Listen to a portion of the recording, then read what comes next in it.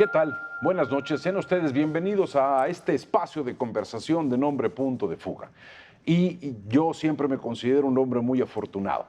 ¿Por qué? Porque tengo la posibilidad de conocer a personas brillantes, con ideas verdaderamente sugerentes y con una manera de triunfo en la vida que se traduce en una gran personalidad. Esas son las características de la maestra Julia Santibáñez, que ahora nos acompaña. Muchísimas Muchas gracias. gracias, al contrario. Es Estoy un verdadero placer. feliz de estar aquí y más para hablar de libros. Y vamos al grano. Vamos. Mire, el dinero siempre ha sido un tema, por lo menos en mi generación, que es mucho más grande que la suya, siempre fue un tema muy oscuro, señor. El dinero siempre significaba algo secreto, algo prohibido. Decían, ese algo hace, tiene mucho dinero. El dinero representaba ciertas cosas, representaba factores de prejuicios. La gente decía, ¿quién sabe qué será eso? Envidias, tristeza por el bien ajeno y sensación de sufrimiento, a lo mejor tal vez de carecer de ciertos elementos. Ahora en esta época el dinero es muy peculiar, pero el dinero siempre ha sido muy importante en todo lo que son los temas literarios y en el arte. Sin duda. ¿Sí? Y de eso quería platicar. Usted no ha tenido ese tipo de problemas con el dinero desde que uno es pequeño, siempre es especial, ¿verdad? Por supuesto, nuestra cultura judeocristiana tiene como una doble vertiente. Por un lado, y bueno, bien, se remite desde dominicos y franciscanos, digo, lo pongo muy sencillo, pero entre es bueno porque sirve para ayudar a otros, para hacer obras de caridad, para erigir grandes catedrales, en fin, estoy hablando desde el punto de vista religioso. Pero por otro lado, pues es el origen de muchos pecados, en fin, y estamos imbuidos de ello. Seamos o no creyentes, la cultura judeocristiana nos ha impregnado de este doble rasero para medir las monedas, digamos. Y claro, en la literatura ha estado presente, pues... Siempre. Déjeme ponerle un siempre. ejemplo y luego usted me pone otro. Perfecto. Sobre el papel del dinero en la literatura. Creo que hubo un momento en que las pasiones y el romanticismo y el amor eran absolutamente todo, ¿sí? Hasta que aparecen en las manchas urbanas, las sociedades, el hacinamiento, vamos a llamarle, y el problema ya no es tanto la pasión amorosa, sino la convivencia con el vecino, la necesidad de sobrevivir. Y aparece el dinero como un personaje en la sociedad. Y creo que un escritor que fue verdaderamente brillante, eso fue Honorato de Balzac. Sin duda. Que para mí, no quisiera decir qué es, pero para mí es donde aparece el dinero como un valor en la sociedad. ¿Sí? Todos esos personajes balzaquianos, pero fíjese que los personajes de Balzac tienen una característica, pareciera como si no gozaran el dinero, sino el sentido es tener, retener, procesos de avaricia, procesos de consolidación de mandato, poder, el papá Goriot queriendo a través del dinero llevar a sus hijas hacia adelante. Ahí es como la primera vez que aparece el dinero en la sociedad. Pero con ese sentido, no era bueno, era retención, era poder, era sufrimiento, era dolor, ¿no? Bueno, por supuesto, Balzac, y lo dice Stefan Zweig, que lo estudió profundamente, Balzac es el primer escritor que le da, digamos, carta de naturalización al dinero en la literatura. Básicamente en toda la obra de Balzac, en todas las obras que alcanzó a escribir de la comedia humana, que quedó inconclusa, está el dinero presente como un personaje y, como usted dice, como usted señala, contradictorio. En general es negativo, pero también hay algunos, digamos, resquicios donde el dinero puede tener una cierta acotación positiva. Pero me voy incluso más atrás, estoy pensando en Shakespeare y Shylock, su personaje de El Mercader famoso de Venecia. 1605 se publica El Mercader de Venecia, mismo año de la publicación del Quijote, por cierto. Y este prestamista judío solamente quiere el dinero para acumularlo. No le interesa lo que pueda hacer con él. Lo que quiere es retener. La avaricia, la retención, lo que pensaban en la antigüedad de lo que significaba el dinero. El dinero era retener. Pero tenemos al personaje contrapuesto en El Mercader de Venecia, Porcia. Y Porcia es como el espejeo contradictorio, digamos, de Shylock. Para Porcia el dinero, que tiene mucho, sirve para ayudar a los amigos, para, digamos, soliviantar problemas, para acercar al ser amado, pero no desde un punto de vista interesado, sino al revés, para ayudarle y apoyarle en sus necesidades. Entonces, tenemos un Shylock muy deleznable, muy negativo, que se atreve con una a... gran capacidad de verbalización. Ah, absoluto. Es no, un hombre no. Sería un verbalizante rollazo. maravilloso. Sería un rollazo. Pero él solamente quiere, a partir del dinero, controlar, manipular y expresar su odio y su venganza. Mientras Portia, esta chica muy joven, pero muy inteligente, aristócrata, rica, ella al revés. Ella quiere el dinero para hacer sentir mejor a la gente que está con ella. Entonces, Venecia y Belmonte, los lugares donde cada uno se ubican, son contradictorios. Balzac quiebra. Y por eso tiene que trabajar mucho tiempo. Sí. Y Balzac dice, bendita esa quiebra que me hace trabajar 24 horas en lo que a mí me gusta. Y Balzac iba y se sentaba en un banco y veía a una persona que llegaba y cómo salía triste. Decía, a esta persona le negaron un crédito. Empieza a crear historias humanas a partir de las reacciones de esos espacios donde supuestamente la riqueza estaba. Voy a poner otro ejemplo de otro escritor para el cual el dinero fue fundamental, Dickens. De acuerdo. ¿Sí? Dickens es el gran narrador de las miserias humanas. Tanto contó historias de pobres que los ricos se sentaban en su chimenea con sus hijos a leer cosas de gente muy pobres y se conmovían profundamente en un manejo, vamos a decirle, melodramático de las emociones en la existencia. Dickens no quería volver a ser pobre jamás. Porque había sufrido mucho en su infancia. Tuvo que, a los 12 años de Dickens, su padre entra a prisión y él tiene que trabajar de manera absolutamente desaforada.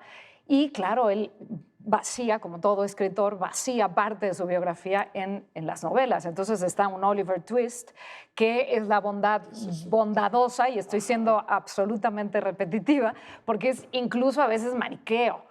El manejo de Oliver Twist y de Mr. Bumble, por ejemplo. Pero claro, Dickens tenía una dosis de verdad muy importante y fue capaz de sensibilizar, cuando menos aparte de la sociedad inglesa, sobre las diferencias tan brutales de clase.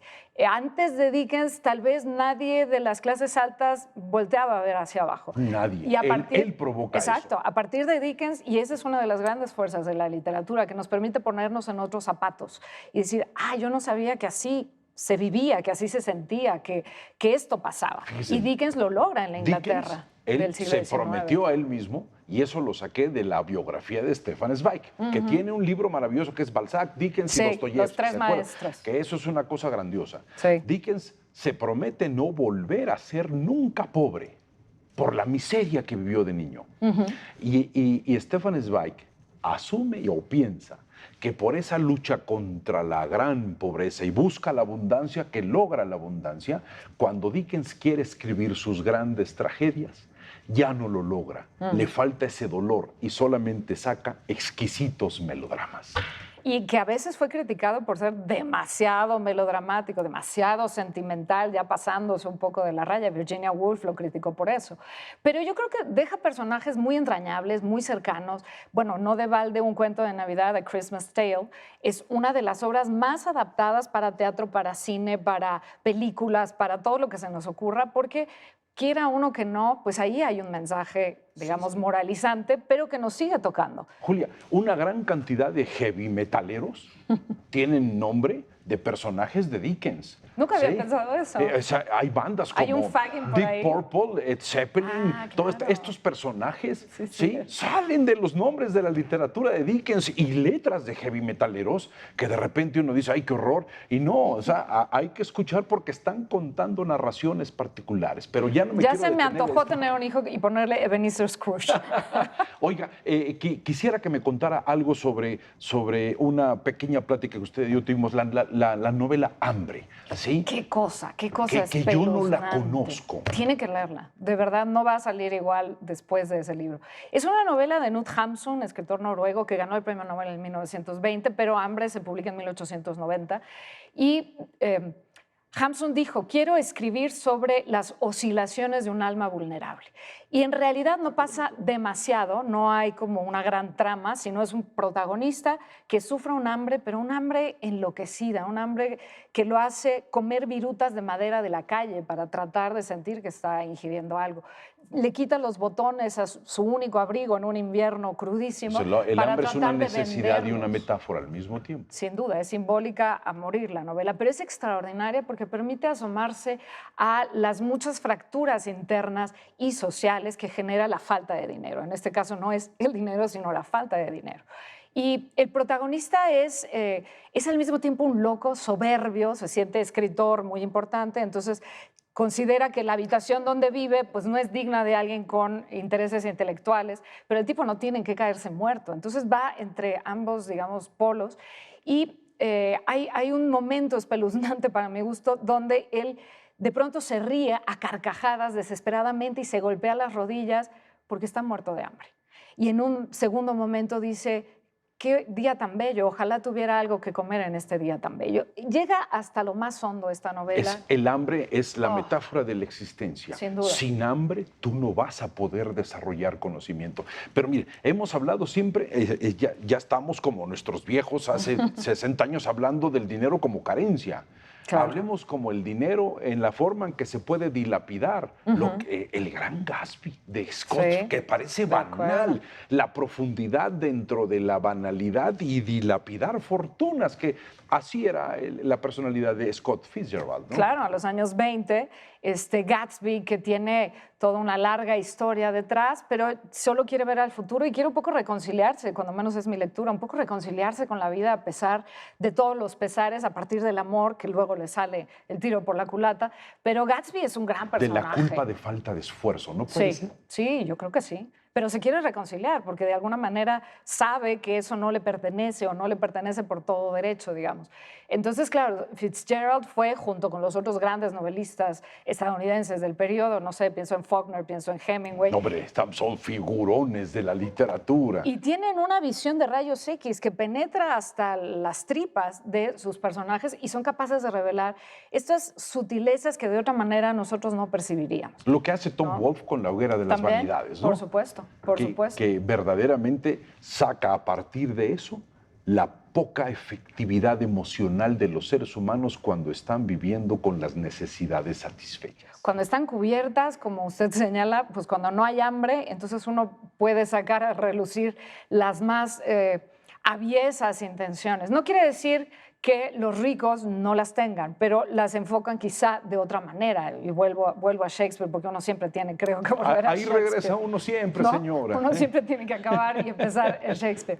Pero bueno, sí, el dinero permite también una comodidad, resolver problemas, apapachar a la gente que queremos, ayudar a amigos en necesidad o ayudar al esposo en necesidad. Una actriz mexicana de esas connotadas: yo lo único que sé es que el dinero es la mejor medicina para los nervios. Esa es una frase de María Félix. Qué y yo dije, bueno, la señora tiene razón. Tiene y mire, mucha razón. Desafortunadamente el dinero y el tiempo, cuando se dilapidan, se van rápido, ¿sí? Y ahora el tiempo ya se nos fue. ¡Qué barbaridad! Muy agradable todo el tema, y le agradezco mucho su compañía. Al contrario, ¿sí? Muchas gracias. Solo quisiera cerrar diciendo lo siguiente. El dinero, creo, ha dejado de ser un medio, un fin para tener un medio, para convertirse en un fin en sí mismo. Se multiplica, se reproduce, nos angustia, nos provoca ansiedad. Pero el único fin del dinero es provocar una relación con una palabra que se llame abundancia, que se llame prosperidad. Tenemos que cambiar nuestra visión para empezar a pensar como latinoamericanos y como mexicanos en abundancia y en principios de una prosperidad colectiva. Eso es todo. Si es solamente individual, ya empezamos con problemas. Eso es el dinero, y recurran a la literatura. Ahí van a ver que todos hemos tenido la misma angustia por este invento maldito. Muchísimas gracias. Nos veremos en la próxima semana aquí en Punto de Fuga. Muchas gracias. Al contrario, gracias. Amable. Gracias.